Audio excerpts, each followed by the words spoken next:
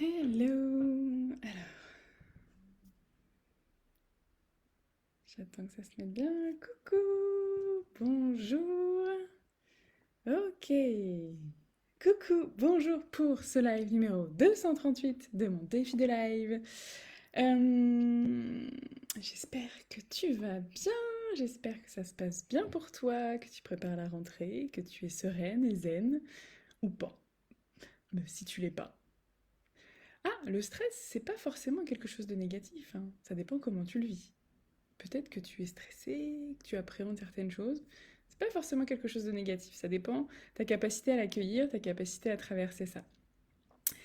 Aujourd'hui, j'ai réfléchi un petit peu, j'ai hésité un peu entre les différents sujets que je voulais aborder.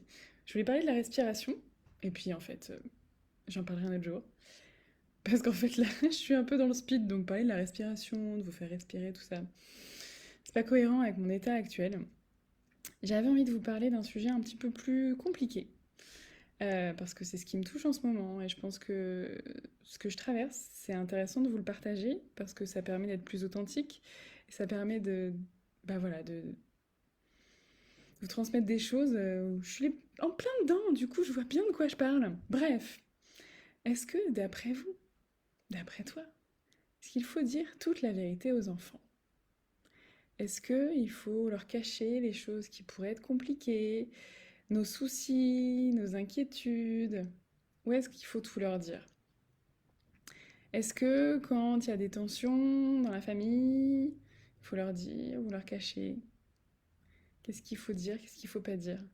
Et c'est un sujet hyper intéressant parce que, alors, de principe, et de par, c'est pas de principe d'ailleurs, de par ce que j'ai appris dans mes formations sur les neurosciences, sur comment se constituent les croyances, sur nos rapports avec nos enfants, quand on a un secret, tous les secrets génèrent des croyances.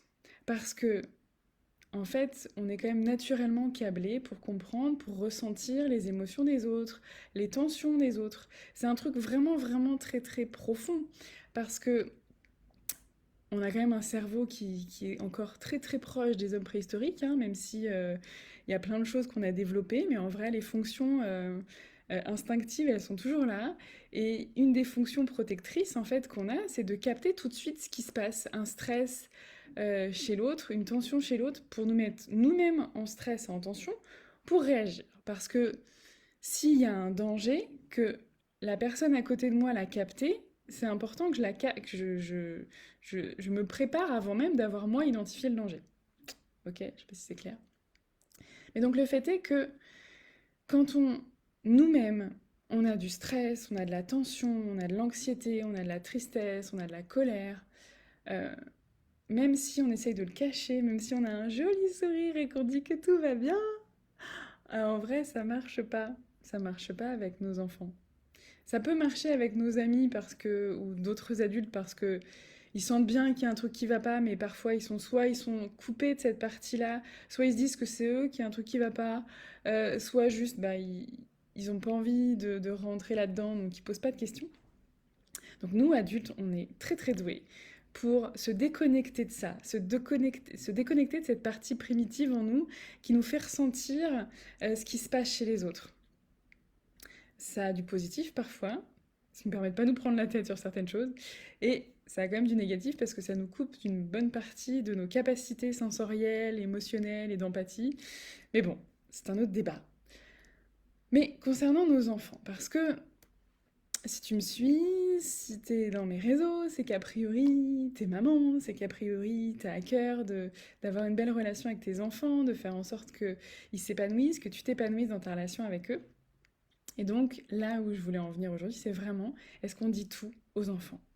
Alors, il y a une bonne partie des choses que, oui, c'est important de mettre en mots. Pourquoi? Parce que euh, si on ne le dit pas et que nous, on ressent cette tension, l'enfant, il va s'en rendre compte. Il va pas forcément avoir les mots à poser dessus. Mais il va se rendre compte qu'il se passe quelque chose, qu'il y a quelque chose qui est pas normal, qu'il y a une tension, qu'il y a du stress, qu'il y a de la peur, qu'il y a de la colère. Ça, il va le sentir.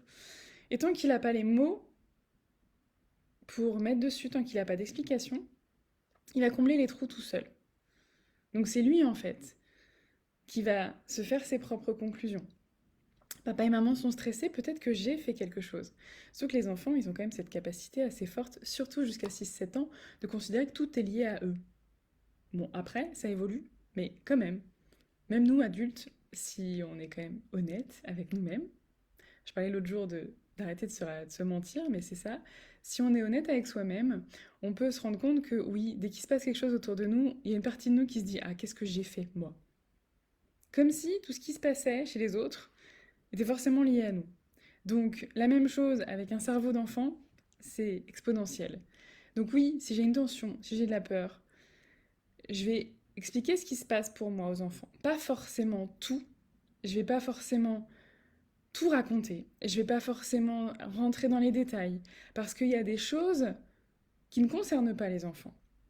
Mais par contre, ce qui est important en fait, c'est de répondre à leurs questions, en partie, en tout cas là où on est OK pour leur répondre, et surtout de leur faire comprendre en fait quelle est l'origine du problème, quelle est l'origine de cette tension, de cette peur, de cette colère, de cette frustration, de cette inquiétude, pour pas qu'ils le prennent pour eux, pour pas qu'ils se fassent des films.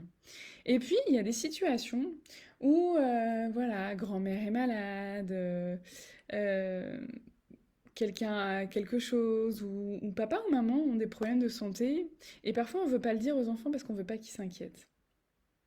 Le problème quand on fait ça, c'est que, encore une fois, on leur cache une partie des choses qui risquent d'être mal interprétées pour eux, de leur part, qui risquent de se faire des croyances. Et ils risquent de se sentir trahis si jamais plus tard ça évolue mal et qu'on leur a pas dit avant. Ils vont identifier certaines choses sans comprendre ce qui se passe, encore une fois. Et puis,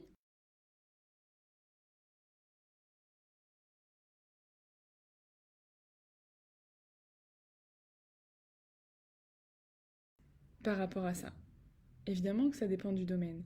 Mais si par exemple, maman est enceinte et qu'il y a des soucis pendant la grossesse, bah, on peut leur en parler, leur expliquer les différentes éventualités.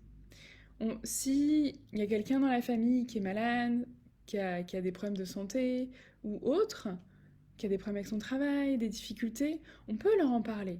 Évidemment qu'on n'attend pas d'eux qu'ils aient une réaction d'adulte.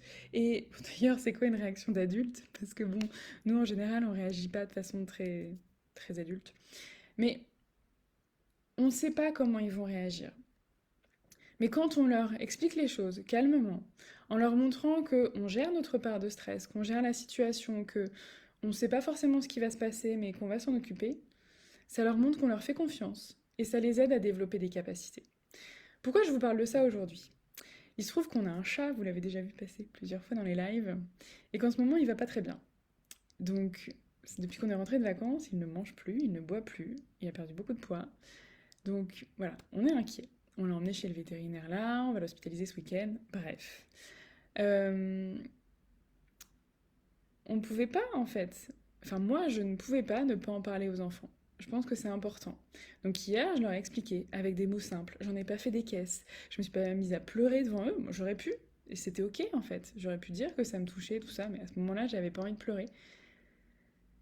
Et ils ont eu. Donc j'ai 3 enfants, pour ceux qui ne le savent pas. Ils ont eu des réactions assez différentes. Donc je leur ai expliqué, juste simplement, ce que je savais.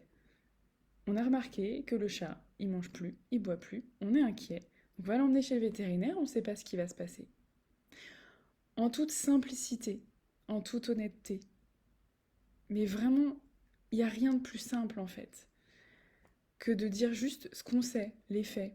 Et on peut rajouter, ben voilà, on peut dire qu'on a peur, on peut dire que on se fait du souci, qu'il y a des choses qui, voilà, mais sans leur faire porter la responsabilité, le poids de ça. C'est-à-dire que on a nos émotions à nous, en tant que parents. Et ce qui est important, c'est de montrer à nos enfants que on prend en charge, nous, en tant qu'adultes, nos émotions. Et que c'est pas à nos enfants de prendre soin de nous. C'est nous qui allons prendre soin de nous. Et quand on n'y arrive pas tout seul, on va faire appel à un autre adulte. À notre conjoint, à des amis, à un thérapeute, à un coach. Mais si j'arrive pas à gérer mes émotions, en tant que maman, en tant que papa, je rassure mes enfants que c'est pas à eux, que c'est à moi. C'est moi qui vais m'en occuper et me faire aider si j'en ressens le besoin. Et ça, c'est vraiment très important parce que ça évite en partie Alors, nos enfants ont naturellement une certaine forme d'empathie, hein, on le voit chez les enfants, même à la crèche, la façon dont ils peuvent réagir quand il y en a un qui se blesse ou qui pleure. Ils ont de l'empathie, donc oui, ils vont vouloir aller nous consoler. Mais c'est pas leur responsabilité. Ils ont le droit de le faire, ils peuvent le faire, et c'est toujours agréable d'avoir un câlin quand on est triste, mais c'est pas leur devoir. Ensuite, c'est accueillir leurs réactions, leurs émotions. Et c'est là que ça peut paraître compliqué. Parce que là, il y a une subtilité. Chacun ne réagit pas de la même manière face à un même événement, particulièrement face à la maladie et face au deuil. Par exemple, mon fils de 9 ans, qui est pourtant très attaché au chat, il en a parlé 2 minutes et puis après, il a changé de sujet puis il a rigolé sur d'autres choses. J'aurais pu interpréter ça comme il s'en fiche, il a pas de cœur. Mais non, en fait, c'est juste sa façon à lui de gérer ça. Dans le deuil, dans la maladie, dans les décès, il y a plusieurs parties, il y a plusieurs réactions, il y a plusieurs étapes. On peut être dans le déni, on peut être dans la colère, on peut être dans la tristesse. On n'a pas forcément tous la même réaction, on n'est pas forcément tous au même niveau. Si, quand mes enfants réagissent, mais ça peut être pour plein de choses, ça peut être, voilà, telle personne est malade, ou telle personne est décédée, ou tel projet n'est plus possible, on ne sait pas comment ils vont réagir. Mais si on interprète leur réaction en se disant que bah voilà, il nous fait une scène, ou il change de sujet, ou il pleure trop, ou en fait, on n'a pas à juger leurs réactions, on a juste à les accueillir. Et je pense que ça, c'est quelque chose d'important quand on est parent. Et c'est aussi quelque chose d'important en tant qu'être humain. On va pas tous réagir de la même manière. Certaines personnes, face à ce genre de situation, vont un peu se déconnecter, vont faire complètement autre chose, vont se plonger dans leur travail par exemple, vont faire comme si, euh, enfin pas comme si, mais ils vont comme se détacher de la situation, se plonger dans d'autres choses, mais parce que pour le moment, c'est trop tôt pour eux. Ils sont pas encore capables, ils sont pas encore en capacité de se connecter à ce qui se passe réellement. Et c'est parfois juste un mécanisme de protection de notre psychique en fait, de notre psychisme, justement parce que ça pourrait être trop douloureux, trop fort. Et puis parfois, ces mécanismes-là, ça nous permet aussi de gérer la situation. Et puis parfois, les enfants, ils vont nous poser des questions qui peuvent nous dérouter. Surtout si on est dans quelque chose d'émotionnel. Par exemple, si mamie est malade et que il nous demande mais est-ce qu'il va mourir? Est-ce qu'elle va mourir? Et qu'est-ce qui va se passer quand elle va mourir? Et puis des fois, ils vont nous poser des questions qui peuvent paraître complètement déplacées en fait. Et là encore, c'est de faire de l'espace en soi, de s'occuper suffisamment de soi en amont pour être en mesure d'accueillir leurs questions, leurs réflexions, sans forcément répondre à tout, parce que parfois on ne sait pas. Parfois, quand ils nous posent la question, c'est pas forcément qu'ils nous demandent une... Alors attends, hop, j'espère que ça passe bien. Parfois, ils nous posent la question pas forcément parce qu'ils veulent la réponse, mais parce qu'ils sont en train de se la poser. Et donc, juste de leur demander, ok, qu'est-ce que t'en penses toi? D'après toi, qu'est-ce qui se passe? Qu'est-ce que c'est? Qu'est-ce qui va se passer? Et ça leur permet d'avancer dans leur réflexion. Mais si je juge leurs questions, leurs réactions, leurs émotions, je pourrais pas être en lien. À partir du moment où je commence à interpréter ce qui se passe pour l'autre, en fonction de ma carte du monde, en fonction de ma façon de penser, de ma façon de réagir, je suis plus dans le lien. D'où l'importance, vraiment, de d'apprendre à se connaître soi, de comprendre nos réactions. C'est comme différentes étapes en fait sur le parcours, c'est-à-dire que on peut travailler directement sur la relation aux autres, sur la relation avec nos enfants, sur notre relation de couple. Ok, mais quand on ne se connaît pas bien soi-même, quand on ne connaît pas bien ses réactions, quand on ne comprend pas bien ses réactions, nos réactions à nous, quand on ne sait pas bien nos besoins, nos envies, nos valeurs, c'est difficile en fait de se plonger dans le monde de l'autre et d'être dans la relation. Quand on fait du développement personnel, il y a beaucoup d'informations sur ça, prendre soin de soi, s'occuper de soi, réfléchir sur soi. Mais en fait, c'est une étape dans le chemin de la relation vers l'autre. Plus je me connais moi, plus je me comprends, plus je m'accueille, plus je m'aime moi, plus je suis en mesure de faire de la place à l'autre dans mon univers, de rentrer dans son univers pour mieux le comprendre et pour créer une communication, une vraie relation. J'ai vraiment envie de savoir ce que t'en penses, toi. Ce que toi t'en penses. Est-ce que tu penses qu'il faut dire toute la vérité aux enfants? Est-ce qu'il y a des choses que tu leur caches? Est-ce qu'il y a des choses qui t'ont demandé et où t'as pas su comment répondre? Il y a plein de questions qui peuvent nous paraître pièges de la part d'enfants, mais parce qu'en fait on les interprète, nous, avec notre prisme d'adulte, on les prend au pied de la lettre comme s'il fallait qu'on réponde en mode Wikipédia, quoi. Non, en fait, nos enfants, ils attendent pas de nous qu'on soit Wikipédia.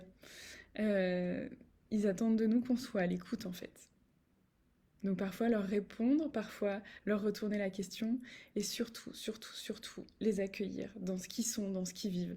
Et c'est exactement ce que je te propose dans l'accompagnement Nouveau Regard, c'est t'accueillir toi dans ce que tu vis, dans là où t'en es, dans ce qui se passe pour toi. Et c'est pour ça que je continue à travailler sur moi encore et encore et encore. Parce que à chaque fois que j'en apprends sur moi, je peux le transmettre, mais je peux aussi faire de la place pour comprendre ce qui se passe pour les autres et rentrer dans le monde des autres. Voilà, j'attends tes commentaires et tes questions avec impatience. Et vraiment, hésite pas à m'envoyer soit en messagerie privée si tu veux pas que ça apparaisse sur le fil. Tu peux m'envoyer en messagerie privée ou mettre directement en commentaire si tu as des questions par rapport à ce sujet. S'il y a des points en particulier qui sont compliqués pour toi et où tu sais pas si tu peux ou pas les aborder avec tes enfants et dans quelle mesure. Et vraiment, je me ferai un plaisir d'y répondre, soit directement, soit dans un live. Voilà. Je vous embrasse tous très fort et je vous dis à très bientôt. Ciao!